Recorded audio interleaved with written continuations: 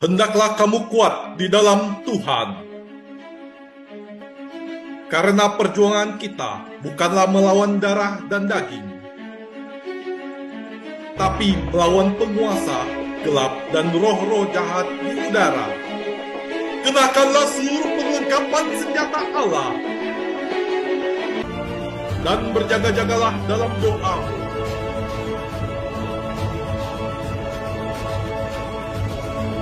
Legion of Jesus memberitakan kabar baik kepada semua orang. Halo saudaraku, jumpa lagi dengan saya Fabianus Eko Cindra di channel Legion of Jesus memberitakan kabar baik bagi semua orang. Nah, kali ini kita bertemu di part yang ketiga di dalam pertanyaan yang sama, mengapa disebut misteri Paskah? Di part yang pertama dan yang kedua kita sudah membahasnya. Nah, kali ini di part yang ketiga kita akan melihat Paulus kedua menghubungkan misteri Paskah dengan penciptaan di awal mula dunia. Puncak sejarah keselamatan, yaitu sengsara, wafat, dan kebangkitan, dan kenaikan Kristus ke surga, dan penggenapan eskatologis di akhir zaman. Misteri Paskah adalah perwahyuan penuh akan misteri asal-usul dunia. Puncak dari sejarah keselamatan dan antisipasi dari penggenapan eskatologis tentang dunia. Apa yang diselesaikan dalam pencapaian dan ditetapkan bagi umatnya.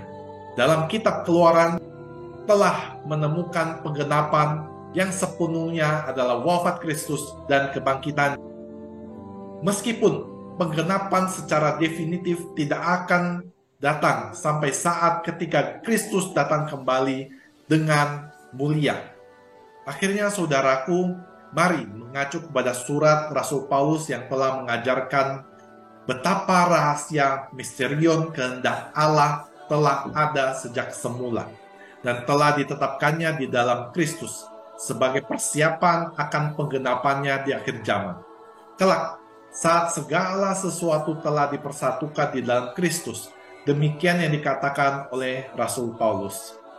Terpujilah Allah dan Bapa Tuhan kita Yesus Kristus yang adalah Kristus. Terpujilah Allah dan Bapa Tuhan kita Yesus Kristus yang dalam Kristus telah mengaruniakan kepada kita segala berkat rohani di surga. Sebab di dalam Dia Allah telah memilih kita sebelum dunia dijadikan, supaya kita kudus dan tak bercacat di hadapannya. Dalam kasih, Ia telah menentukan kita dari semula oleh Yesus Kristus untuk menjadi anak-anaknya sesuai dengan kerelaan kehendaknya, supaya terpujilah kasih karunia-Nya yang dikaruniakannya kepada kita di dalam Dia yang dikasihinya. Sebab di dalam Dia dan oleh darahnya kita peroleh penebusan, yaitu pengampunan dosa menurut kekayaan kasih dan karunia-Nya yang dilimpahkannya kepada kita dalam segala rahmat dan pengertian.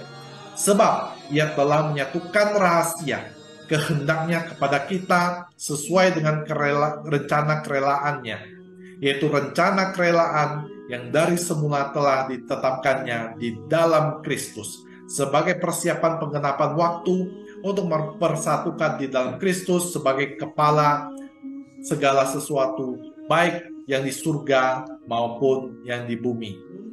Seperti yang ditulis di dalam Efesus 1, 3 sampai dengan 10. Demikian saudaraku pembahasan mengenai kenapa Paskah disebut misteri. Karena seperti yang ditulis oleh Rasul Paulus di dalam Efesus, sebab Ia telah menyatakan rahasia atau misteri kehendaknya kepada kita sesuai dengan rencana kerelaan, yaitu rencana kerelaan yang dari semula telah ditetapkannya di dalam Yesus Kristus sebagai persiapan penggenapan untuk mempersatukan di dalam Kristus sebagai kepala. Karena Paskah sudah direncanakan oleh Tuhan mulai dari pada penciptaan dunia ini sampai dengan perutusannya kepada Tuhan Yesus Kristus sebagai putra Bapa yang datang ke dunia. Demikian saudaraku penjelasan saya tentang misteri Paskah di part yang kedua ini. Semoga penjelasan saya bisa menambah pengetahuan Anda. Terima kasih saudaraku, Anda telah menyaksikan channel ini. Semoga channel ini bisa menjadi berkat bagi banyak orang. Anda boleh silakan subscribe, like, dan juga komen. Terima kasih. Tuhan Yesus memberkati Anda dan juga saya. Bye-bye.